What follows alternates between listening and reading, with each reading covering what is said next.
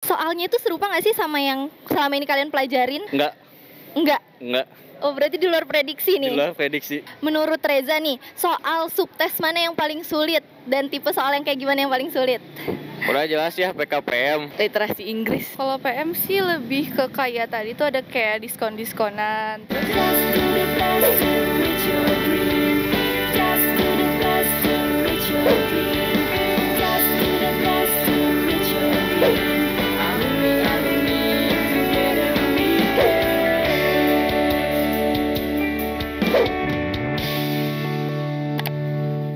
Mau belajar TPS UTBK 2023 versi terbaru?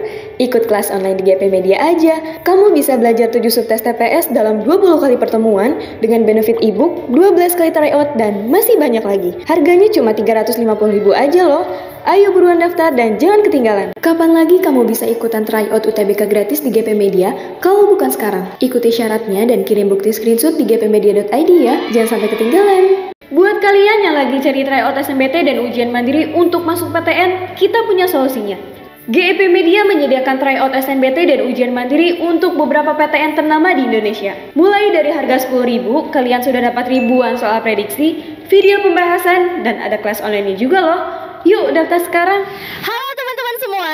Teman-teman, hari ini tepatnya hari Selasa tanggal 30 April 2024, hari pertama UTBK dilaksanakan. Nah, tepatnya kita udah di salah satu pusat UTBK yang ada di Bogor, yaitu di IPB University. Nah, kali ini kita bakal wawancarain nih para teman-teman yang tes UTBK di sesi 1 dan juga di hari pertama. Nah, teman-teman pasti penasaran kan kira-kira mereka bakal spill soal-soal apa aja sih yang keluar? Wah, gimana ya respon dari mereka? Yuk ikutin kita. Halo, kakak mau kenal dong, namanya boleh disebutin, asal daerah sama asal sekolahnya? Perkenalkan, nama saya Muhammad Zaki Fauzan dari Sekolah SMA 5 Bogor, tinggal di Sindang Sari. Perkenalkan, nama saya Raihan Subagja, saya lulusan dari SMK Negeri 1 Cibinong, lebih tepatnya saya Gepir ya. Oke, Gepir. Gepir, saya tinggal di daerah Kedung Halang. Nama aku Elsa Fikrotul, aku sekolah di Pondok Pesantren Sahid di Pamijahan. Aku asal Bogor. Nama saya Muhammad Reja, asal sekolah saya dari SMA Negeri 1 Cibadak, daerah saya dari Cibadak, Sukabumi. Aku Tania, aku dari SMA Pesat dari Kota Bogor. Perkenalkan, nama saya Rizka Tarafianda, asal sekolah dari SMA 5 Tangerang. Saya dari Tangerang. Aku Sandria Jahra dari SMA Negeri 5 Kota Bogor.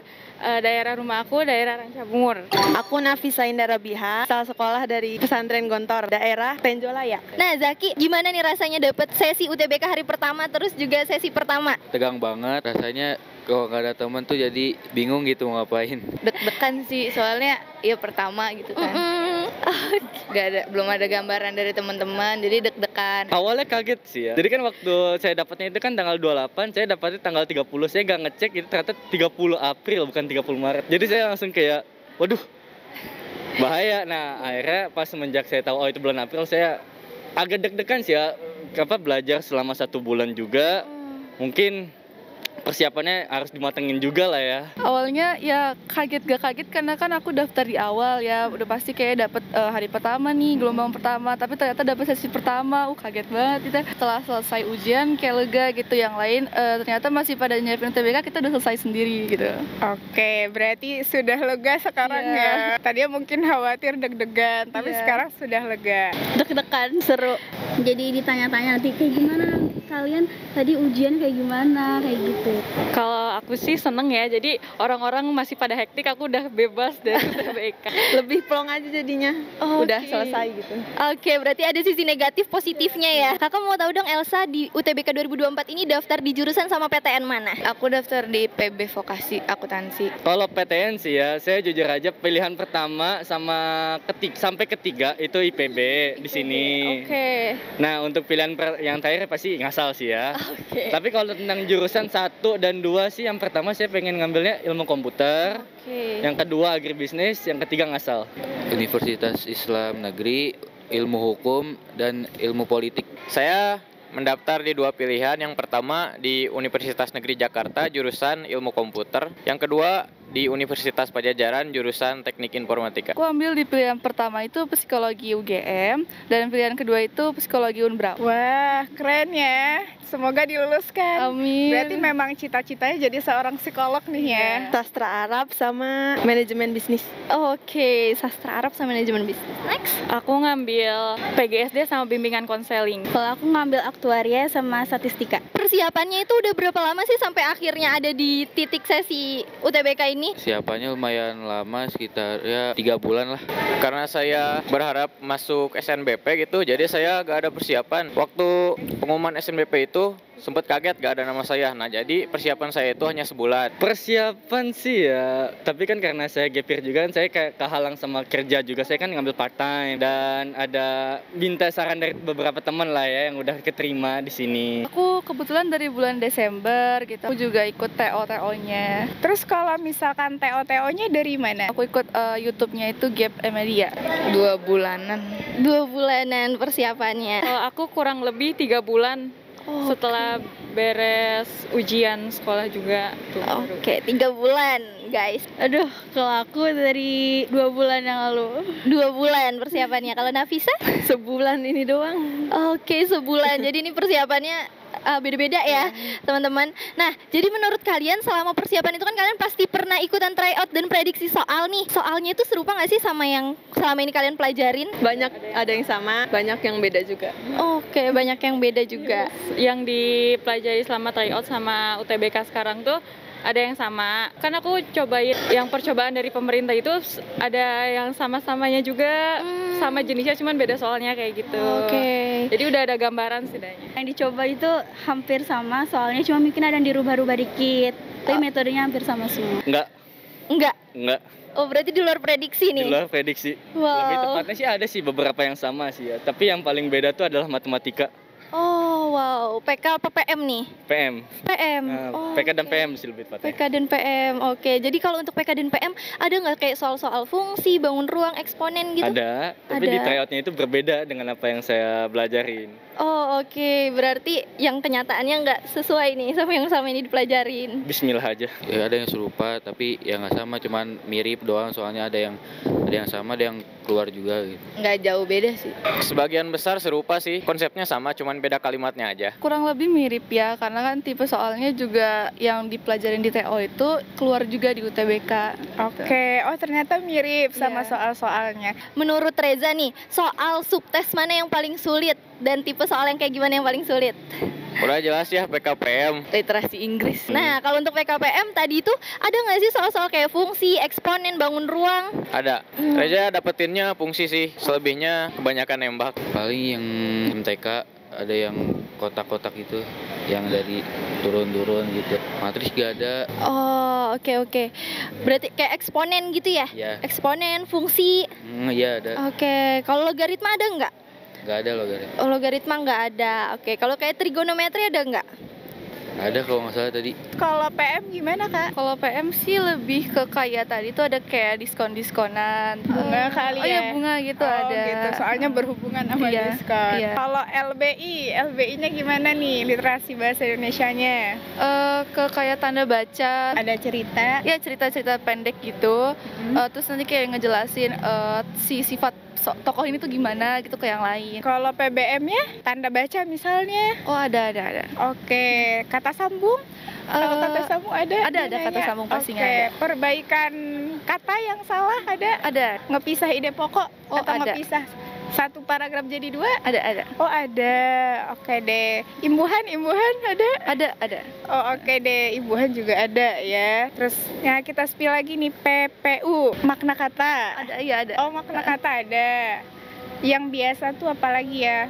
Frasa ada nggak? Frasa ada. Oh, frasa ada. Kalau ngelihat keterkaitan antara satu kalimat sama kalimat lain ada? Oh, ada.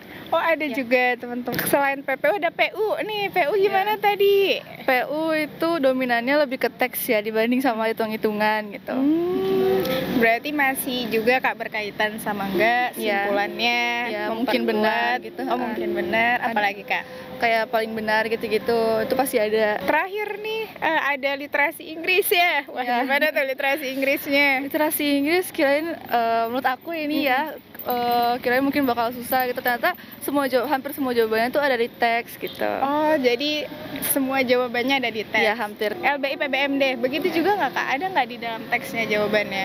Hampir ada beberapa sebagian. Oke. Menurut Elsa kalau di bagian PK nih, tadi tuh soal-soalnya tentang fungsi, eksponen, sama bangun ruang gitu dapat nggak? Ada. Kalau Zaki sendiri nih, tadi ngerasa waktu pengerjaan soalnya cukup nggak? Cukup. Cukup, berarti ada yang nembak atau enggak nih? Ada yang nembak ya di pemahaman baca dan menulis. Menurut Elsa tadi waktunya cukup nggak untuk ngerjain soal? Atau ada yang nembak? Ada. Kurang sih. Kurang. Oke, akhirnya nembak atau ngeblok jawaban dulu nih? Iya. Oke. Jadi ngerjain soal yang gampang dulu, sisanya nggak bisa nembak. Aduh, cukup gak cukup ya, ada beberapa subtes yang kayak aduh waktunya udah mau habis jadi aku ngeblok gitu. Oke, jadi berarti masih ada yang di blok ini ya, Iya, tapi masih. ngerjain dulu. Iya, ngerjain dulu. Oke, berarti nggak nembak semua nih Iya. ya. Nembak. Kalau aku ada yang masih logika, terus ada yang hitungan sama nembak sih. Oke, kalau kamu? Yang akhir-akhir yang udah nggak bisa banget, jadi nembak aja. Oke, jadi banyak yang nembak, nggak apa-apa. Menurut Elsa, sistem pengawasan di UTBK 2024 ini gimana? Apakah sistem pengawasannya cukup ketat, menegangkan gitu, atau ada? Pengawasnya baik soalnya. Oh, oke. Ada trouble nggak tadi pas di kelas? Sempat ada kan yang satu semuanya. Menurut Reza, sistem pengawasannya di UTBK 2024 ini kayak gimana? Sistem pengawasannya nggak kayak yang digembor-gemborkan ya, sangat ketat. Di sini pengawasannya sangat seru, menarik. Pengawasnya juga baik. Oke. Jika ada masalah dibantu juga gitu ya. Oh, oke. Tadi sempat ada trouble nggak selama tes? Maksudnya di PC atau di prosesnya? Ada tuh koneksinya tiba-tiba hilang. Oh, oke, ada koneksi yang hilang. Nggak terlalu ketat ya. Aku spill nih dari awal Iya, masuk. boleh. Jadi nanti kalau kalian suruh tunggu dulu di bawah gitu, nanti baru disuruh masuk. Kalau misalnya udah waktunya jam kita masuk, nanti terus kita baris nih, terus dicek satu-satu kayak dokumennya SKL, terus kayak kartu TBK sama tanda pengenal. Nah, nanti masuk baru taruh tas, dicek dulu tuh apa namanya kayak kita bawa sesuatu nggak yang buat jadi alat perjokian itu. Habis itu udah duduk di tempat masing-masing. Oke, berarti emang tadi tertib dan ketat lumayan ya. Lumayan, Oke. Menurut kalian sih untuk sistem pengawasannya gimana nih di UTBK 2024 ini? Ada trouble nggak pas waktu di kelas? Koneksinya terputus. Kalian ada rencana untuk ngikutin ujian mandiri nggak? Nggak tahu ya mungkin ke depannya, tapi aku pengen lanjut ke kedinasan aja. Optimis udah keterima. Oke. Tapi kalau misalkan amit-amitnya nggak keterima, mau ikut jalur SPAN PTKIN.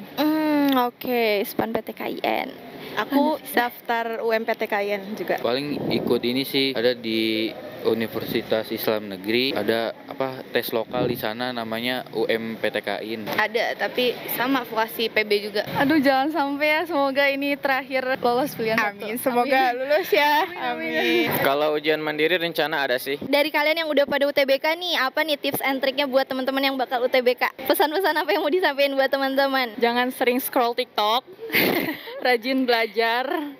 Jangan belajar pas lagi ngapain ya? Ya udah deh belajar aja. Tapi belajarnya cuma 1 menit, nonton TikToknya 1 jam lebih. Berbanyak latihan daripada mikirin jawabannya bener apa enggak. Berbanyak latihan aja deh. Gak apa-apa walaupun TO-nya dapat nilai skornya nggak nyampe 700, tapi setidaknya udah ada latihan. Untuk teman-teman ya yang mau dipersiapkan sih, yang pertama belajar lagi dari awal lagi. Karena apa? Soalnya pembelajaran yang itu gak sesuai ekspektasi yang ada di pembelajaran di tryout juga. Oke. Pokoknya harus belajar dari ulang juga, tryout, dan tahun-tahun lalu juga harus dipelajarin, soal di situ juga ada. Saran dari aku sih perbanyak latihan soal ya, terus kayak ngikut TO gitu. Jangan terlalu kayak disepelein gitu lah pokoknya. Terus jangan lupa juga jalur langitnya, itu karena itu penting banget buat kalian bisa dilancarin nanti pas ngerjain ujiannya. Ya pokoknya persiapin aja latihan-latihan. Juga buat semuanya bisa lancar lah ngerjain soalnya, karena menurut saya tadi gampang lah buat kalian. Oke, terima kasih Zaki atas waktunya. Nah teman-teman, itu dia tadi hasil wawancara kita dengan peserta UTBK pada hari ini. Semoga teman-teman yang belum UTBK tetap semangat untuk belajar dan mempersiapkan UTBK-nya agar dapat hasil yang lebih maksimal. Dan kakak yakin kalian pasti bisa lolos UTBK tahun ini. Nah, kira-kira teman-teman penasaran tentang info seputar PTN dan UTBK apa lagi? Coba komen di bawah ya.